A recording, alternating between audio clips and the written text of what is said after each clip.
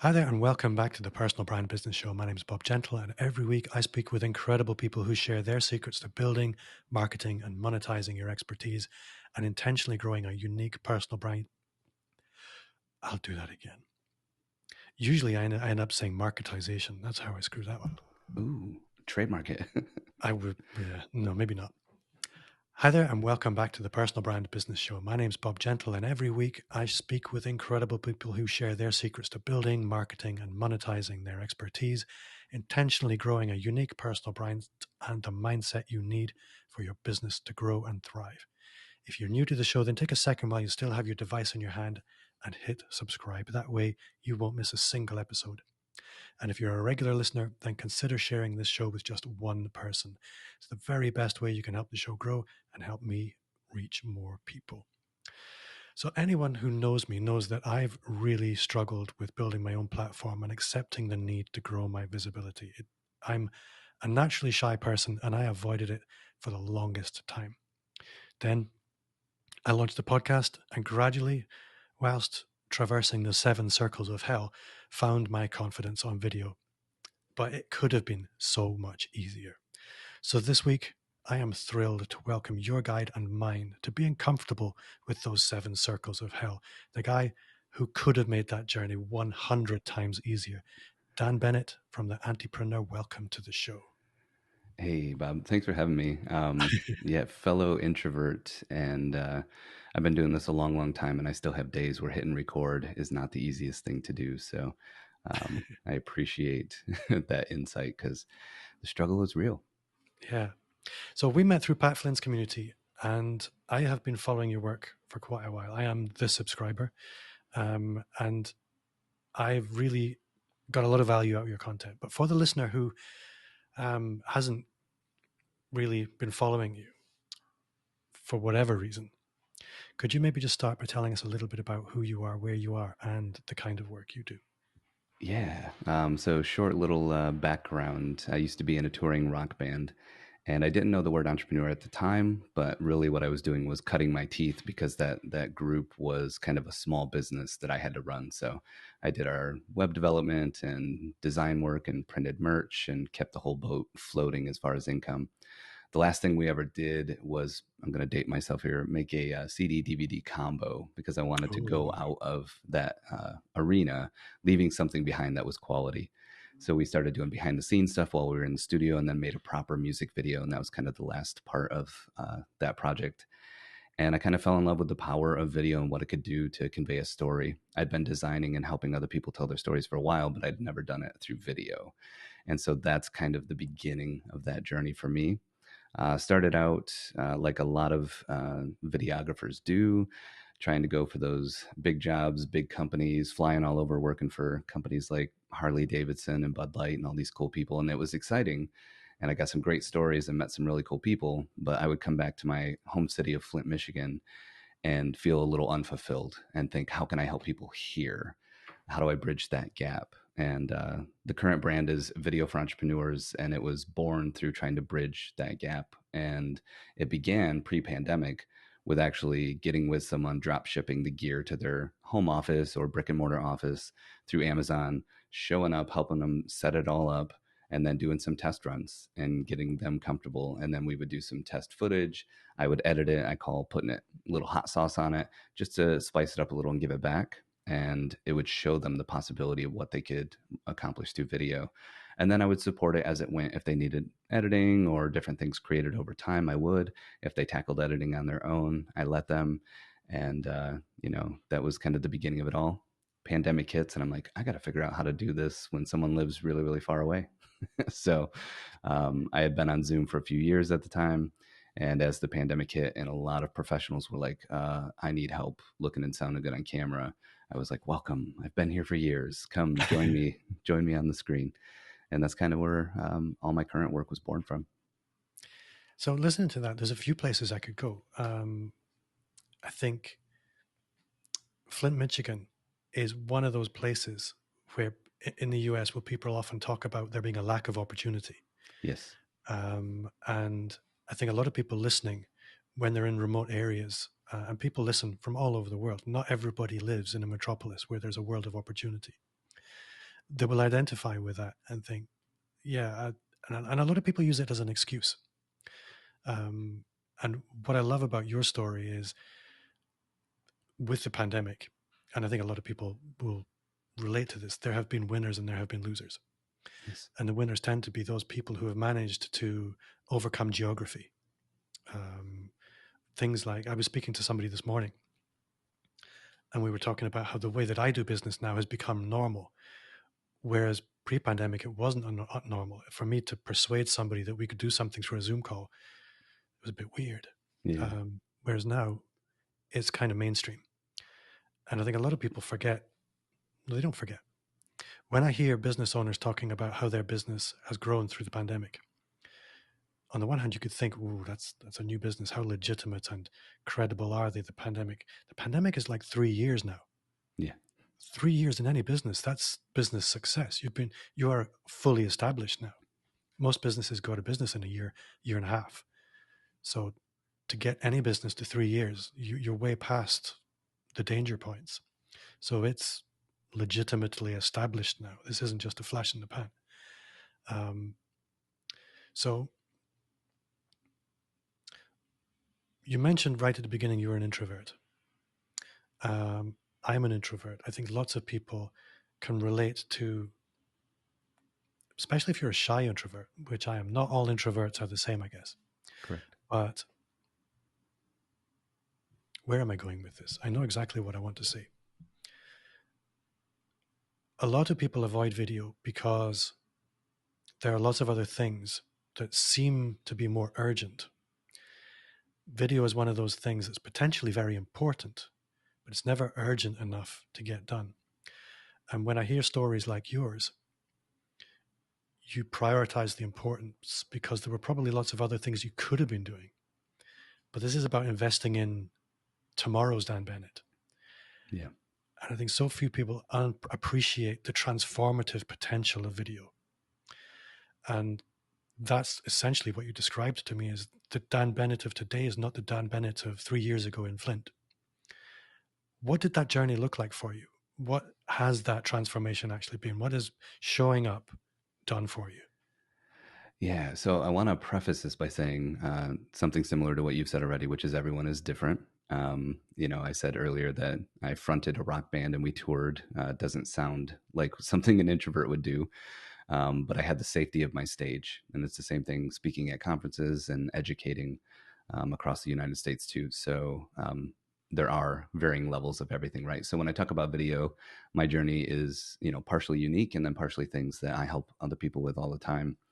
For me, I still don't know where this came from, except that my audience was small and I couldn't just blast something out and get data. So if I did something, it had to be substantial so I could actually get data. So in 2019, January 1, I decided to make 200 videos in a row, 200 days in a row. And they were very, very simplistic. I had a single setup. It really didn't move from where it was. I would just get in front of the camera, hit record, say something, stop. I really tried to keep it simple so I could get through it. And as it developed and I got a little more comfortable, I would do something like Tactical Tuesday and I'd give a tip that had something to do with like how to run a camera or something a little bit more technical. And why Wednesday, I would just ask simple questions and answer them and pose the question to the audience, that sort of thing.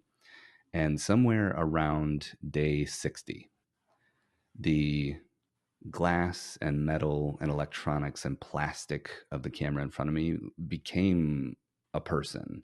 It transformed in my mind. It clicked that like, oh man, one person might get help from this little 60-second thing I'm creating. That's important to me. And that's when everything kind of shifted for me.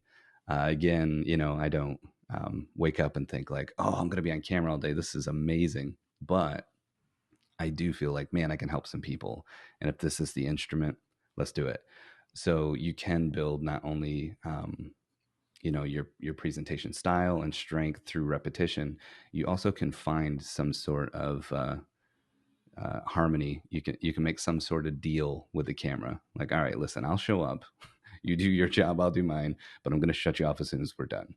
And everyone I've helped hundreds of entrepreneurs now in some form of, looking and sounding great on camera and becoming comfortable they all have their own journey, but there's generally some point in there. That's like one of the few things I can promise. Somewhere in there, there'll be a day where you're like, oh, that wasn't so bad. And then from there on out, we take the training wheels off and you're not falling off your bike every time. So that's what I'm aiming for. So I remember when video became vaguely natural for me. I'm not intimidated or scared or frustrated by it anymore. But it did take a little bit of work, and we can talk about what that work looks like in a little while. But before we maybe go into what being in the gym looks like, it's worth painting the picture of why. What's the payoff? Where's the ROI? Because Yeah. I was speaking to a potential client this morning, very competent, very confident, and I know that if they were to reach out of their little geographic catchment area, they would have a completely different world of opportunity. But there's a lot of fear that has nothing to do with competence or confidence. Yeah. It's something different. So, one, let's actually look at this fear. What is it? And then number two, what's on the other side of this? What is the payoff? Yeah. This is some of my favorite stuff to talk about. So I'm excited for this. I got this little analogy I like to share that maybe could anchor this little section of what we're talking about. I envision this, and hopefully this comes through in audio. I'm trying to hone this story and make it better all the time. I kind of picture myself in a room, and then there's a doorway to another room right in front of me, and the light is dim in that room over there. And on the shadow on the back wall of that room, where I can only see through the doorway, is a big old scary monster shadow. Yeah, there's just this hulking figure, and it's like, oh man, there's video. Like I don't even want to go in that room. And essentially, over time, I had helped so many other companies look and sound great. I had told so many stories for just these juggernaut companies that did not need my help, but for some reason hired me to tell one small part of their overall story. And I wanted to help not only, smaller companies, but myself. I'm like, I got to go fight this monster. Like, there's just no way around it anymore. And when I finally, crept up to the doorway and looked in, I found that yes, there's a monster. I'll never deny that this is uncomfortable to do, but he was kind of small and he was just really close to a light source that made that shadow on the wall look really big. And once I saw what I was actually dealing with, I'm like, all right, this might be a scrappy little fight we're going to have here, but like, I think I can take this, little monster. I think I can do it. And then eventually, you find a way to cage it, throw it in the closet, maybe kill it altogether if you happen to end up thriving and shining on camera. But I like to remind people, I never say just get over it. I never say just make 100 videos, you'll be fine. In my personal opinion, bad advice. What I do say is just come peek at the monster with me and we'll look at it together. And then you let me know how you're feeling. And so one of the things I have inside my membership community is called the Video Sandbox. And like it's just to get reps in, stretch your wings, and get loving critique and feedback from peers and professionals in an environment where you're not throwing yourself to the wolves. And that came from just looking at that monster with a lot of entrepreneurs over time and listening to what they were most kind of scared of. So I love this topic because I think about this all the time because I'm never going to say, "I'll just get over it." It's going to be what tools can we put into place so you can eventually feel comfortable. So, yeah. I guess video is always going to be video. It's not going to Yes. change. Um, it's always going to be scary unless you begin the process of desensitizing and normalizing it. Yep. Yep. Um, there's always going to be something beyond it that remains scary, like maybe being on actual TV. That Yeah. could continue to be scary. Yeah. Maybe having an external film crew around it, that could be scary. But normalizing and desensitizing yourself to the basics, that's, I guess, that was for me where it began because there is no way around it. You have to walk Yeah. through that patch of nettles before it's going to be worth doing. Yeah, I call it my wince face. There's always a moment in my work, even if it's just a discovery call and we're not working together yet, where I kind of scrunch up my face and I'm like, the only part I can't do for you is get the reps in to Yeah. cause that desensit, yeah, whatever that word is, to help them desensitize themselves to Yeah. it. And it's, like you said, the journey's different for everyone, and that's the one part where no matter how much you pay me, I can't I can't do the reps for you. So I love that you And said before I you think go the to other the gym. Yeah, the other, I guess, it goes with the gym analogy. Time. You have to give it time. Yeah, It's not something you can just walk in and fix. It's not something you can buy and fix. It just takes time and reps and yeah, that the desensitization. It is a tough word. I That cursed you. desensitization is the natural consequence of that. It will come. Yeah, Um, yeah. There's a it's funny because my one sentence anytime I'm somewhere and someone's like, "What do you do?" And I say, "I help entrepreneurs learn how to look and sound great on camera." I thought a long time about that sentence. As simple as it sounds, it's been crafted over the last 2 years, and I really view it as like this kind of two-edged sword. So I could like fill my soul, but also meet someone where they're at. So the collective you look and sound great on camera is like, oh, you'll help me like with the camera and the light and the mic and the framing and like your beautiful background, like setting stuff up and making it look really nice. And I'm like, yes, and we can do that in a weekend. My side of look and sound great is repetition, pre-production, production, post-production, distribution, presenting well, not just making a video for video's sake, but making a video that actually has an impact on other people. So that sentence is kind of a two-way street. Yeah. yeah. I think another side of it is in my head, I'm Brad Pitt when he was 25. Fact. But when I record something and put it on a video, that's not Brad Pitt when he was 25. I'm sorry. Um, and that, I think, for a lot of people is a problem. This whole thing of comparison and identity and accepting what other people see is fundamentally important because if you can't get over yourself and present what's real, you're always going to struggle. For me, that was a big part of it as well, is accepting what I see in the mirror, not only accepting it, actually coming to like it. Yeah. And then alongside that, this whole thing of most people hate the sound of their own voice until you have heard it a lot. How do you help people past those two things? So when I give workshops and stuff, I always ask people in a little poll, what do you think the biggest objection to video is? And it's based on the last 15 years of my work, everything from Fortune 50 CEOs crumbling in front of the camera in front of me to solopreneurs who have never, shot any video at all. And it's kind of rare that people guess sound of your own voice, but it is far, far ahead of all other complaints um, over the last, like I said, 15 years of my research. And so one of the first things I like to do is like keep it real with people. I'm not one to like kid glove things or like, mess about. It's like, well, I have a big heart and an open mind, but I'm also going to keep it real with you. And in my world, I call it the smack kiss. So it's like hit you on the cheek, but kiss you real quick. So you're like, well, I guess I needed that, and you made it all better. So like, okay. And I like to break the thinking as quick as possible. So I actually have articles that I share with my students and sometimes clients if we're working on presentation that show the scientific research behind why we actually hate our own voices because it's a phenomenon. We all have it, right? So you might look in a camera, shoot a video, see your face mirrored to you, and you've seen a mirror before. So you might not love what you see, but like you're kind of used to it because you've looked in a mirror before. You hear your voice back, and it's like, wait, what? Huh? That's what other people are hearing? Like, what's going on?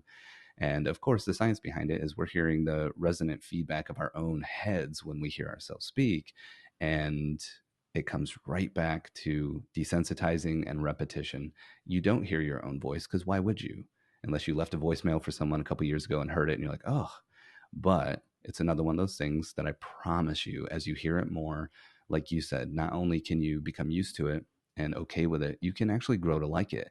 And oddly enough, now, not that I've ever like super disliked my voice, but like now people comment on it. They say that the way that I teach and speak kind of is soothing and it makes them not so anxious about video. And now it's like this really cool tool I get to use all the time. And so it becomes this beautiful instrument instead of like, oh, that's what I sound like. So yeah, it's usually through breaking down the thinking, realizing that we all have it, and then again, right back to the gym. I remember when I started the podcast, hearing my own voice, it was enough to make me really verge on a nervous breakdown. I think that's not what I sound like. And the existential problems that come with that, Yeah. unbelievable. And as soon as I started the podcast, people started, like you said, to comment on how they actually enjoyed the voice note. Really? I got to 40 something without anybody ever commenting that my voice might be an asset.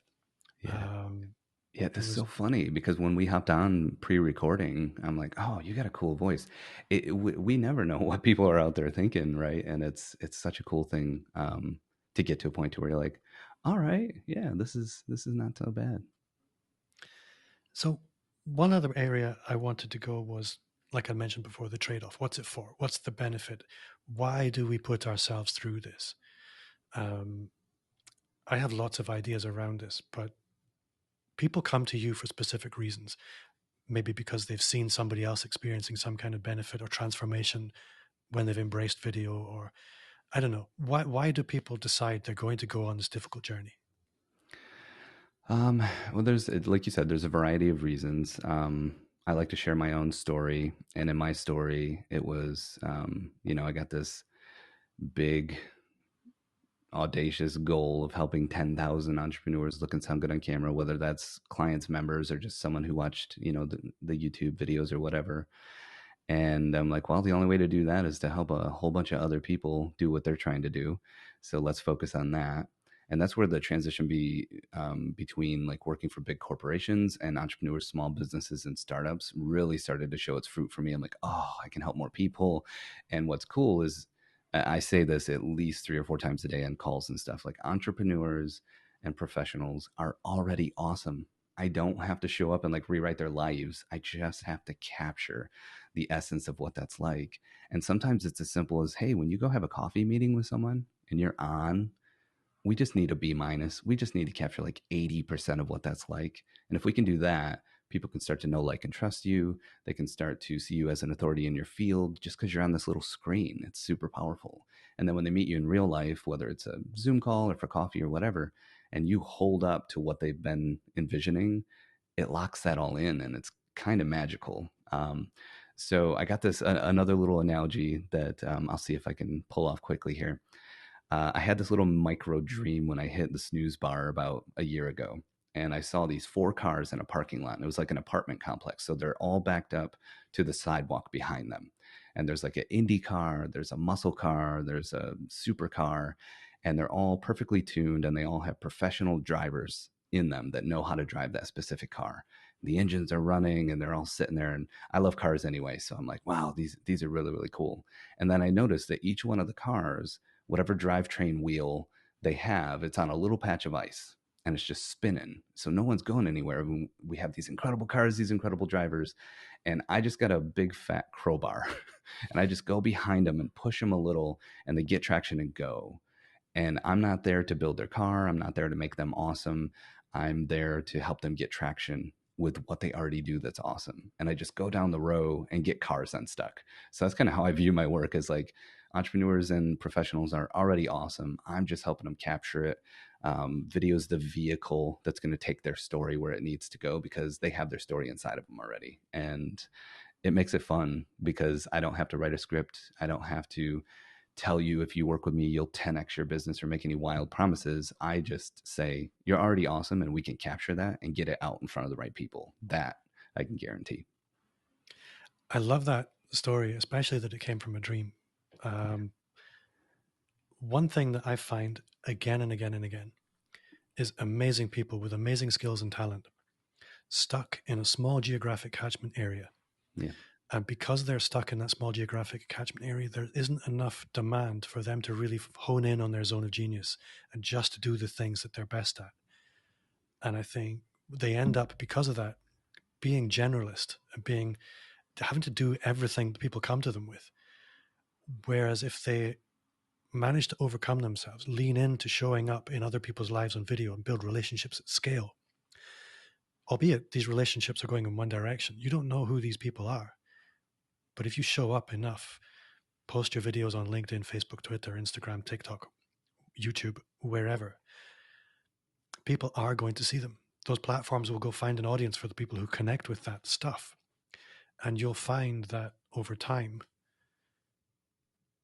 they come back to you and they give you a hand out of that geographic catchment area. And suddenly you're released into being able to do the thing that you're best for the people who love you. For me, that's Yeah. amazing.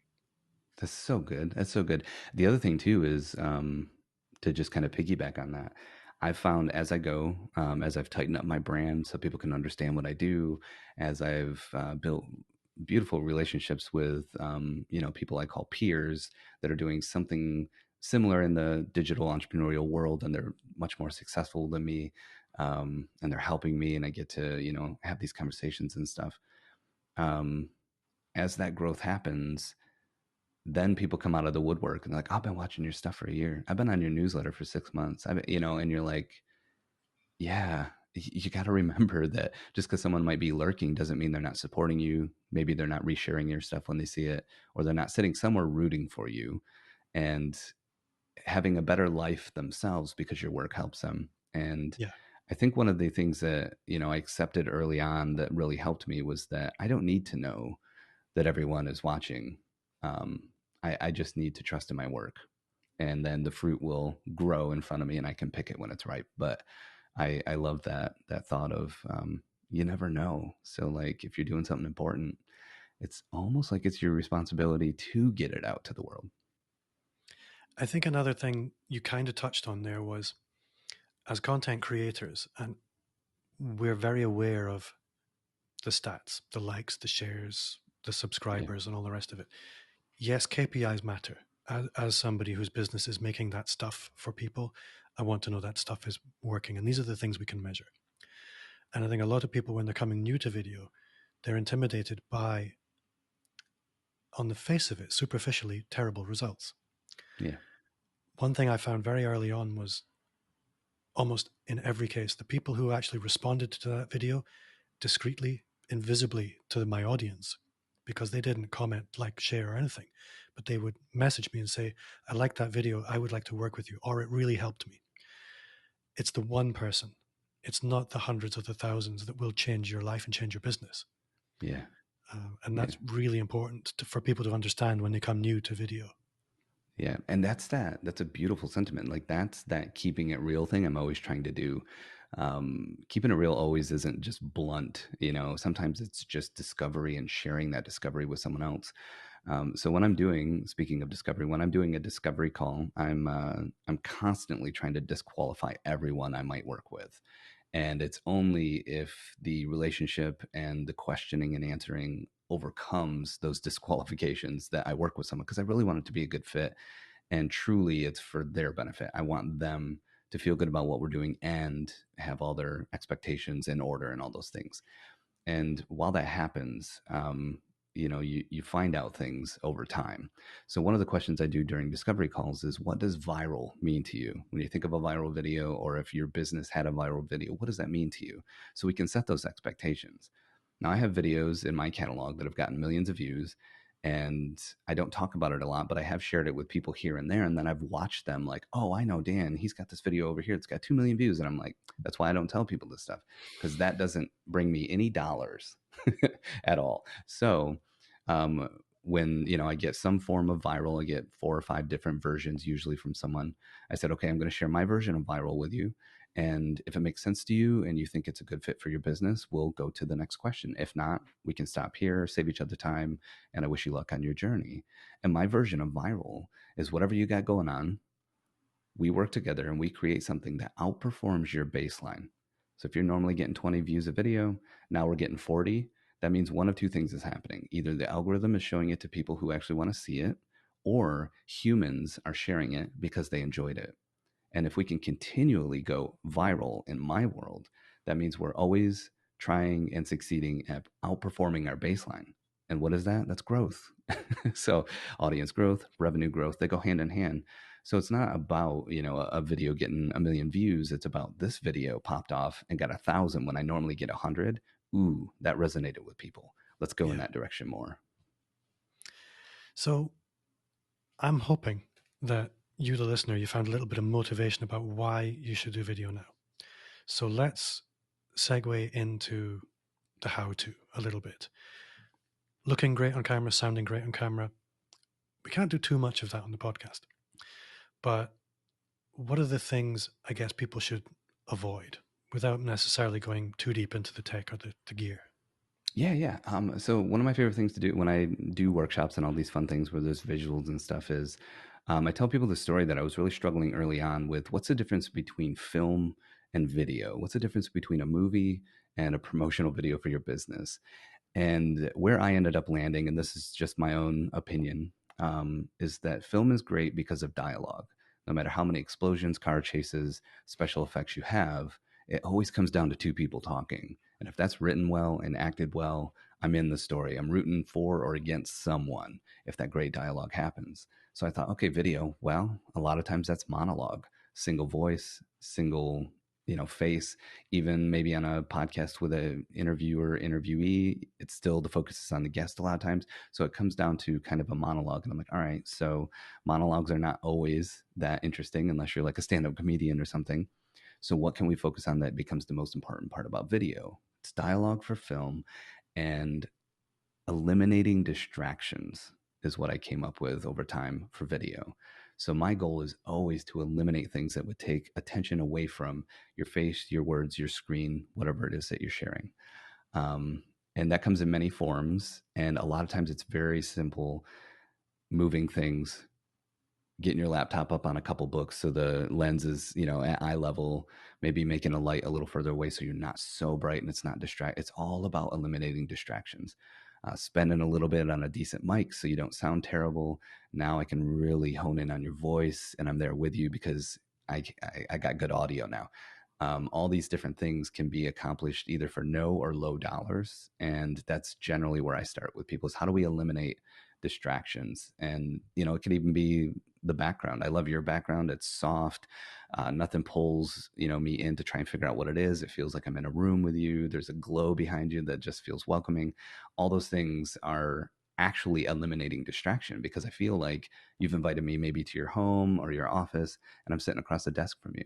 That's a beautiful thing. So that's generally where I start. So I think that's a really good way to sum it up, um, because it's not about the gear. I think I I am embarrassed by how many different cameras and things that I've bought that would have done the job, but it was always something that could have done a little bit better. Um, and these things were essentially just excuses for not starting Mm, the process of making video. But I don't want to go back to the mindset stuff because honestly, I could talk about that yeah. literally for a week, and never run out because my head is a mess most of the time. We've decided now we're going to make a video. The blank page is a problem for a lot of people. Yeah. It's not a problem for me. I love a blank page, but I know I'm unusual in that. So, how can you help somebody move from a blank page to a page of ideas, and then take action on those ideas? What does that process look like with you?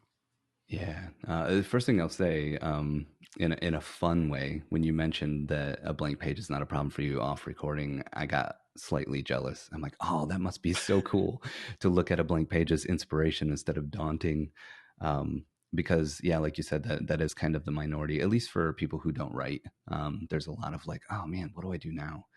Excuse me.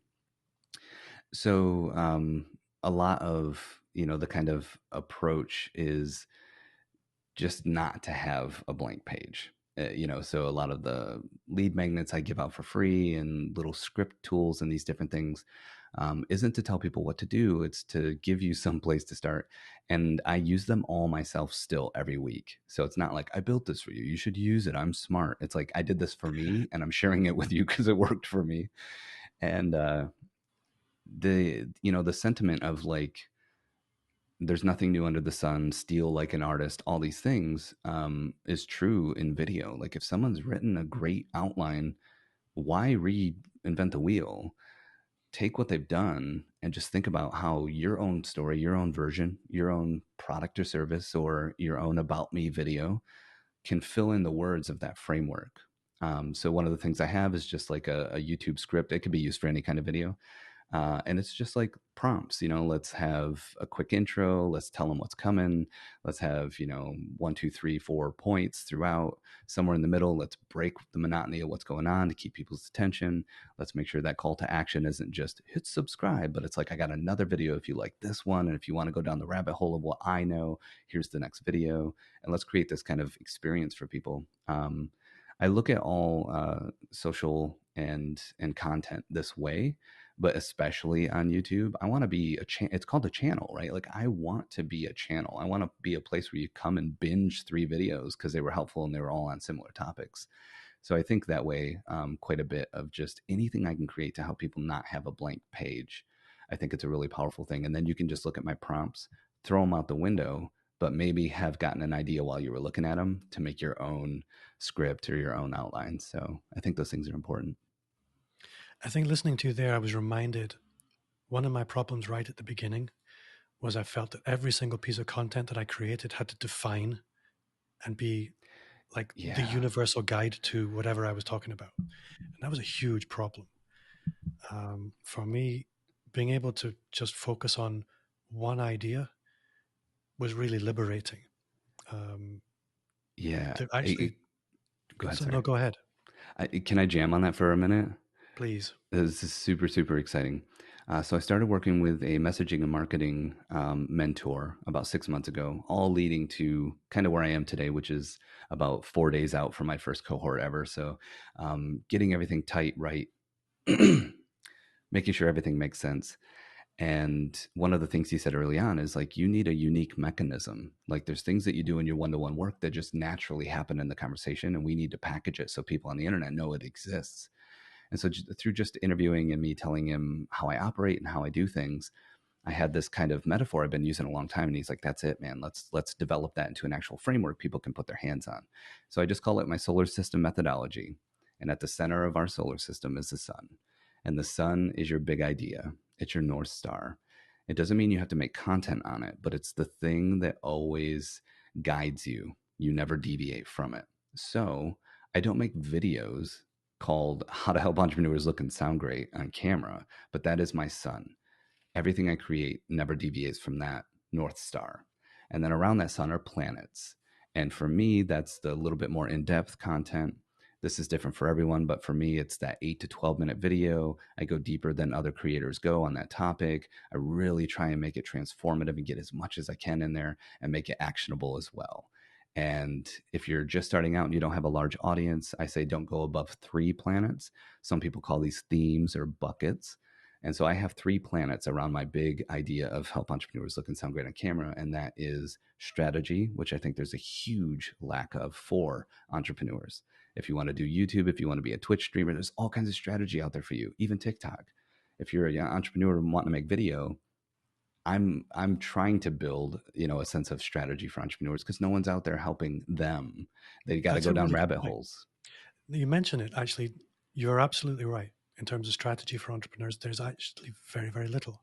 No, sorry, I just popped. I was just doing a quick library audit of all the people I know who talk about video, and like you said, they're all focusing on slightly different lenses.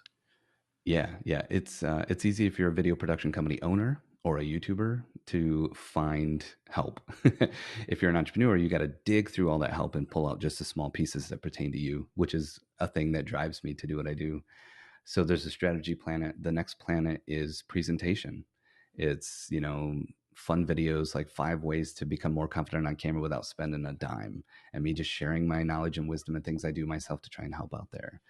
And so we have strategy, we have presentation, and then storytelling is my third planet. And I think there's a little bit of buzz around the word story and storytelling, but there's not really a lot of like concrete information of cool. Give me a framework, give me a version, give me a story prompt that I can like compare to my own life and make up my own story. So those are my 3 planets. And then around each planet are the moons. And I call the moons punchy content. In my world, that's 3 to 5 minute videos where I'm in, I'm out, it's actionable. Boom, there you go. We've wasted no one's time. If you wanted to know 5 ways to shoot video better on a smartphone, boom, there it is. You got it. And you got it in a short amount of time.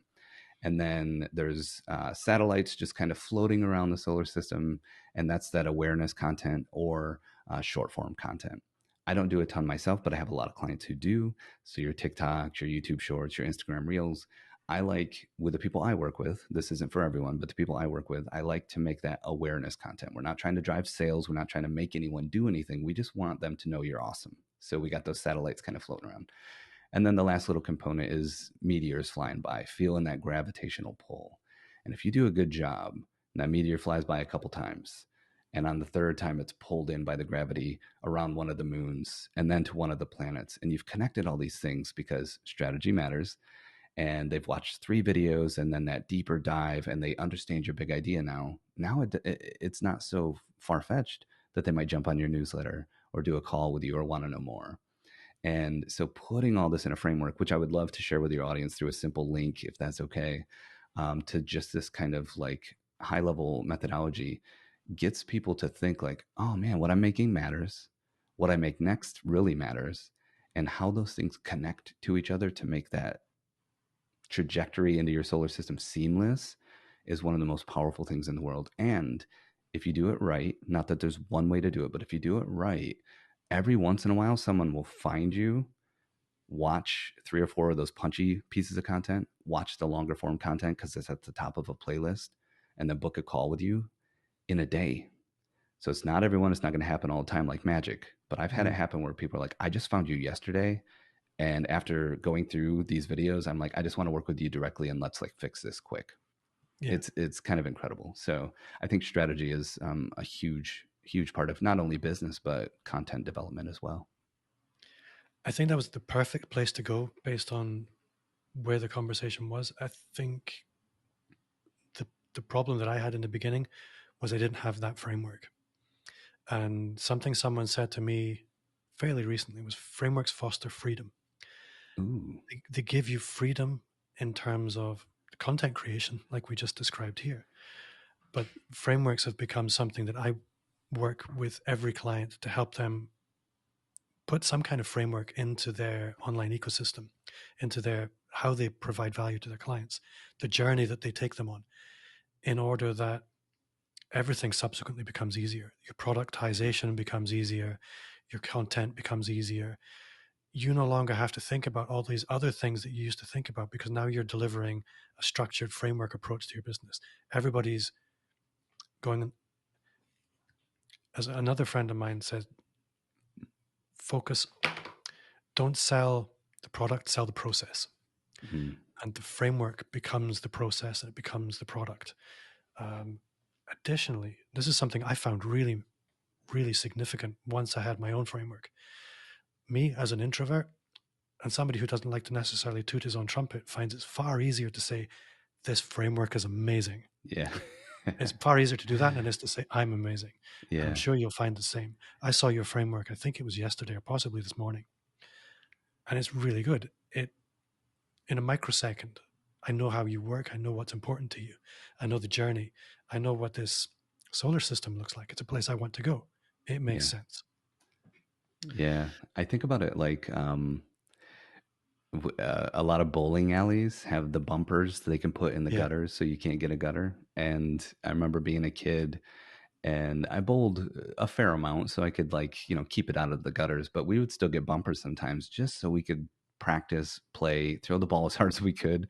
And it does bring freedom. I love what you said there. Definitely want to write that down so I can look at it daily because frameworks foster freedom. That is incredible. And it's so true. Something that you mentioned a moment ago was story. And stories, they're kind of trendy. Lots of people talk about stories. Yeah. But for a lot of entrepreneurs, they're quite intimidating because a story, I remember as a kid being told to write a story and, Yep. now we got a problem. And there's a completeness to a story. And I think what I liked about your solar system analogy was the story doesn't all have to be told in one sitting. The story is a little bit like each piece of content is the stitch in the tapestry rather than the tapestry. Yeah. And the full story emerges by telling all these micro stories over time. As long as each stitch is bringing value, you don't have to worry about the whole picture. There was another thing that I was reminded about with frameworks, which was What was that? It's vaguely gone out of my head for a moment. Yes. It's a little bit like a map. Sometimes a framework is given the kind of roadmap analogy. It's something that I use. And I often use the example of a tourist map that if I was going on holiday to Brazil, I've never been to Brazil. There's just different kinds of maps I could buy. I could buy a geographic map where everything has equal value and equal prominence, or I could buy a tourist map that will tell me these are the places for me that really matter. Or I could buy a tourist map for single men, a tourist map for families, tourist map for women who want to travel safely. They're all kind of be kind of different. And the thing with a good, well to put together framework is it doesn't tell me all the places we could go. It just tells me for me where I need to be. This is the journey we're going to take. I've already mapped out the highlights. This is a safe journey, and at the end, you're going to be a different person. We're going to know exactly who that is. That's why frameworks and that's kind of storytelling of that framework is really powerful. Yeah, yeah. If you're listening, hit that rewind 30 seconds at a time button about 4 times and listen to all that again. That's so good. So good. Well, it's all about you. It's not about me.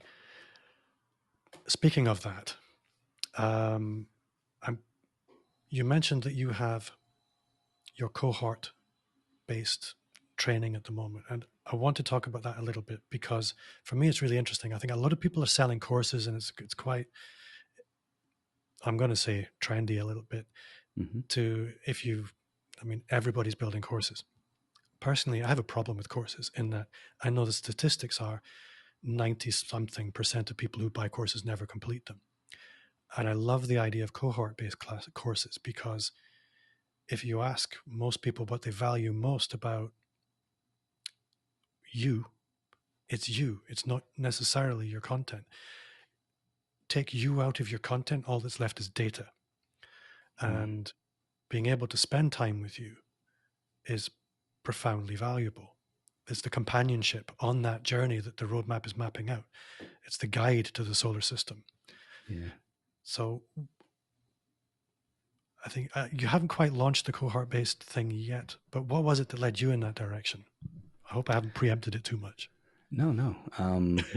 To be very truthful, and I always like to preface this by saying, like, I am grateful for all the work I've ever received. I've had some incredible experiences, um, but there is something to doing, work for bigger companies or freelance work for individuals, like CEOs and executives of companies and stuff, where I get to the end of it, beautiful person, great work. They've established something great. They look and sound great now.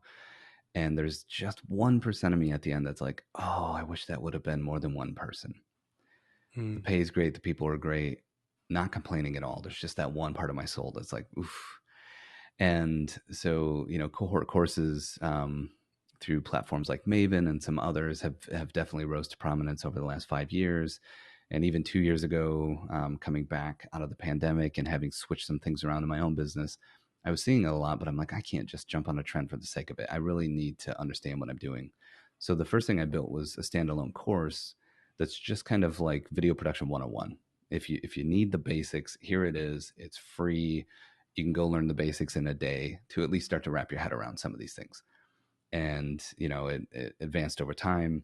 I'm still doing one-to-one work to keep the business successful and all those things, but I'm wanting to do more one-to-many. You say one-to-many and people get thoughts in their head of, oh, you just want to work on a laptop on a beach somewhere, or oh, it's a money grab because if you got 10 people paying you, it's more than one. Those things can and most times are not true, but they can be sometimes. But for me, very, very truthfully, it's I want to help more than one person at a time.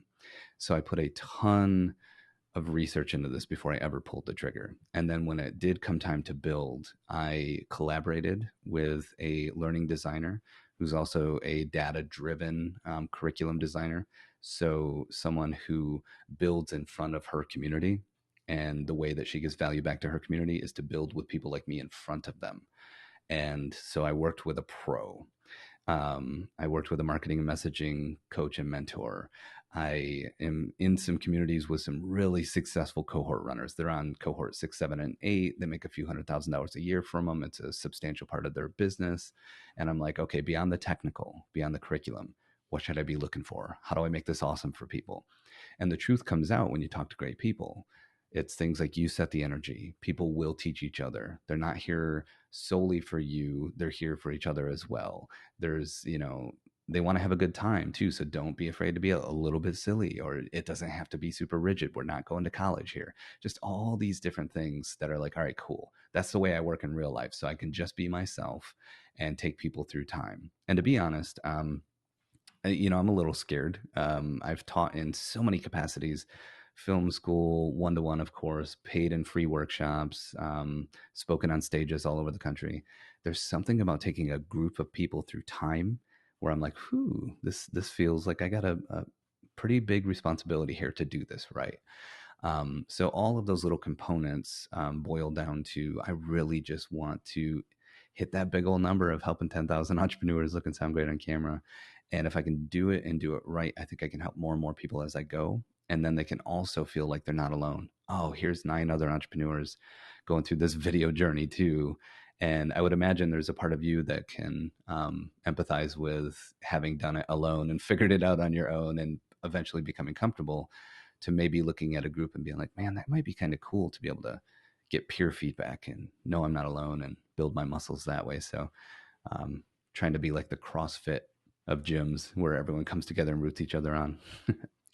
Well, I think as well that if you simply buy a course, yes, you'll consume the information, but you won't necessarily engage in transformation. Yeah. And when you go through something with a group, and as you said, that element of time with a cohort based thing, there is a fixed period of time. It's not you just jump in, consume the content, and go. But you're going to be there with a group of companions. You're going to have relationships. There's going to be helping other people, people helping you, people offering you catalyst. Okay, this is how you're going to transform. What you've done there, you maybe need to look at this. Doing that over a period of time is extremely powerful. And for me, that's what's always missing in courses. Yeah. Um, it's no, I love that. I agree with So that. I'm always very curious in anybody's business, especially when I see they're very competent. Where do you struggle in your business? Which part of it do you look at and go, oh, I feel like a failure there, or I know I really need to improve here? Yeah.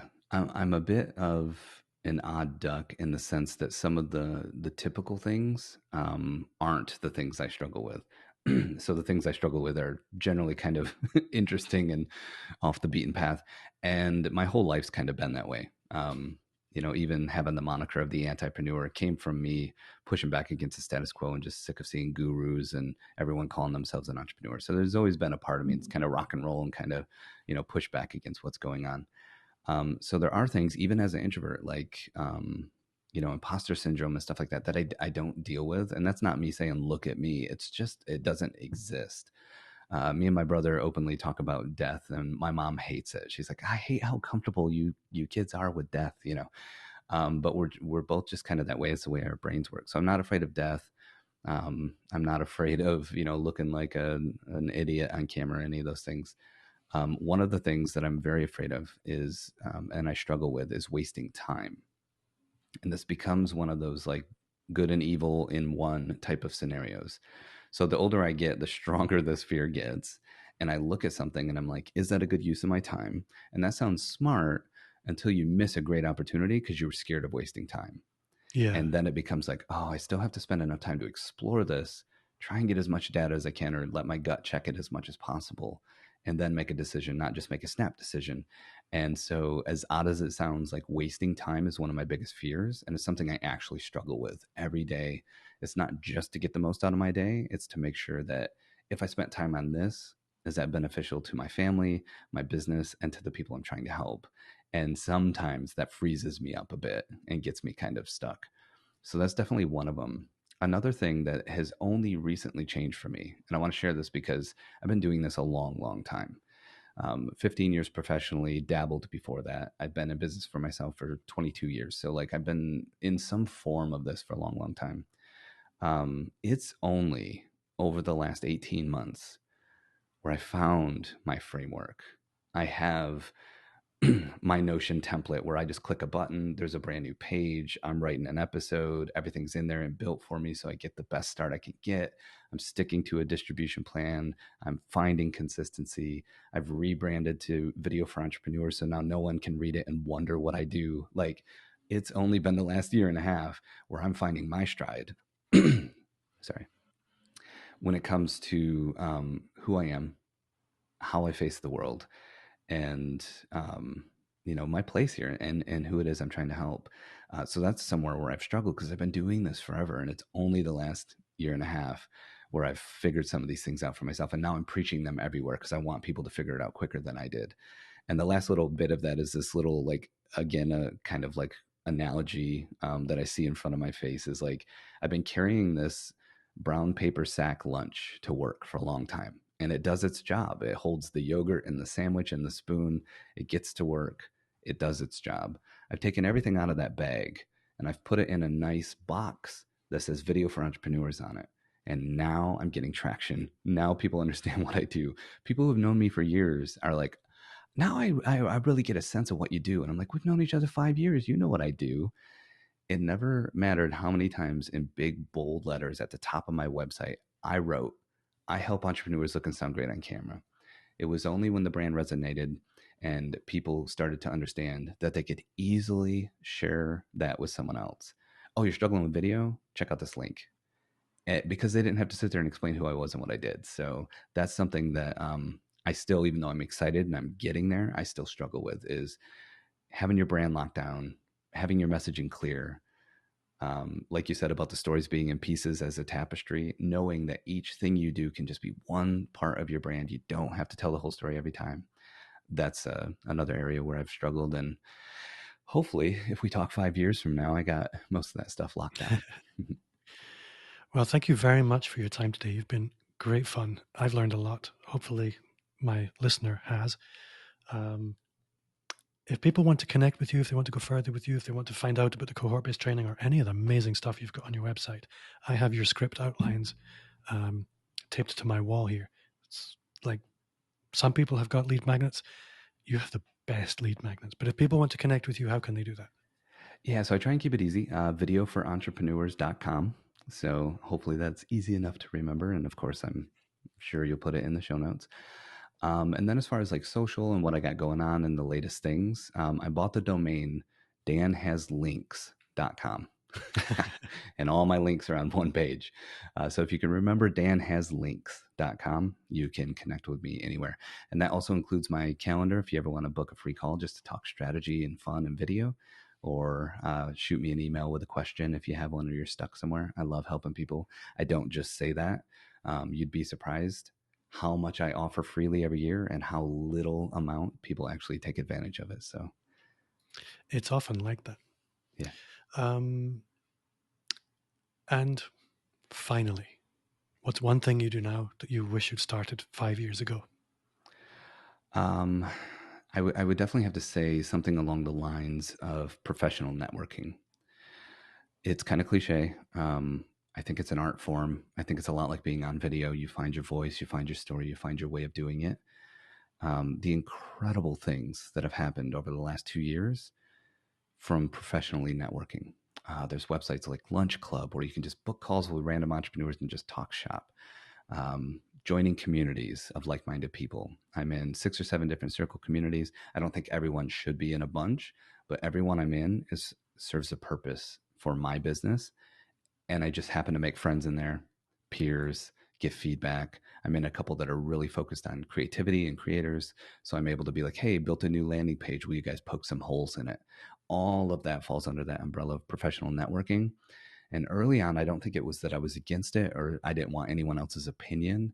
I just didn't know how powerful it was and that it's something I should be doing. And when I made those first couple connections accidentally, oddly enough, at live networking events, I started to realize, oh, you don't have to come to these and sell your stuff.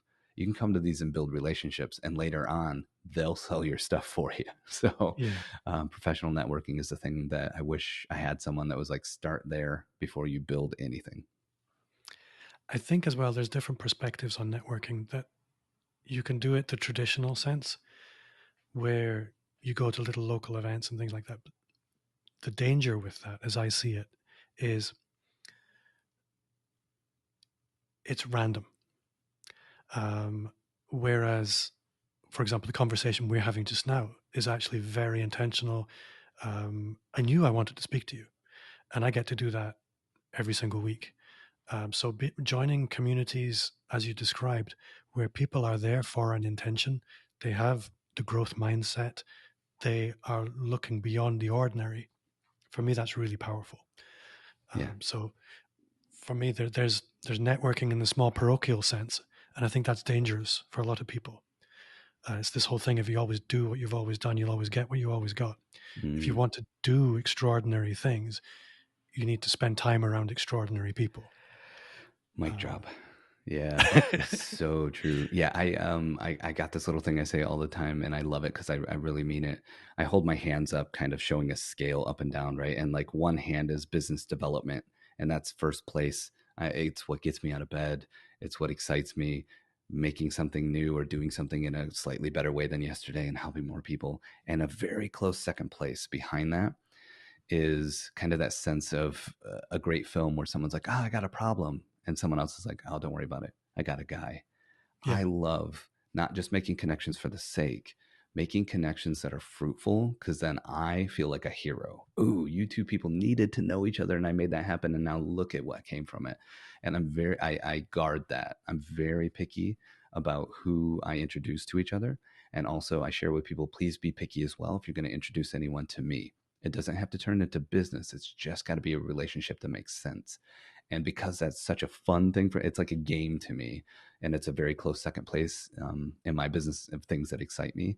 I take professional networking really serious, even though it's still fun and I'm building relationships and meeting awesome people like yourself.